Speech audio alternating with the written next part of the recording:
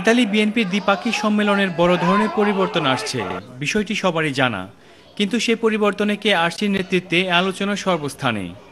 দলে যাদের অবদান রয়েছে তাদের মূল্যায়নের সময় এখনই, এমন মন্তব্য করে সভাপতি প্রার্থী আব্দুর রাজ্জাক মনে করেন একজন যোগ্য ব্যক্তি হিসেবে তিনি জয়যুক্ত হবেন।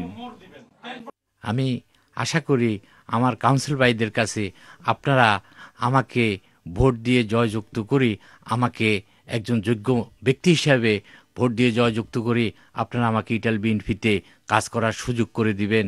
যদি আমি এই জয়যুক্ত হয়ে আসতে পারি, আমি প্রতিশ্রুতি দিচ্ছি আমি দলকে আরও সংগঠিত করে পুরা ইউরোপের নেতাকর্মীদেরকে নিয়ে আমি অবহিত সরকারের বিরুদ্ধে গড়ে তুলব দুর্বার আন্দোলন। ইতালি বিএনপিতে নতুনদের স্থান দেয়া নয়, তাদের তার যোগ্যতার বলেই অর্জন করতে হবে। তবে দলকে শক্তিশালী ও সুসংগঠিত করতে তাদের প্রয়োজনও রয়েছে, কিন্তু পরীক্ষিত ও অভিজ্ঞ নেতাদের বাদ দিয়ে নয়। বিগত দিনে ভারপ্রাপ্ত সাধারণ সম্পাদকের বলিষ্ঠ ভূমিকায় আগামী ইতালি বিএনপির সাধারণ সম্পাদক হিসেবে মনোনীত হবেন এমন আশা করেন Khandakar Nasir Uddin.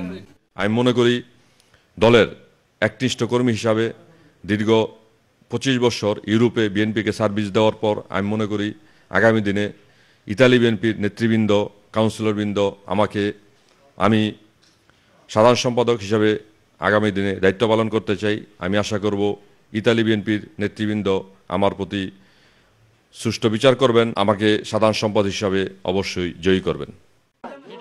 Moniruzzaman Monir, NTV news, Rome, Italy.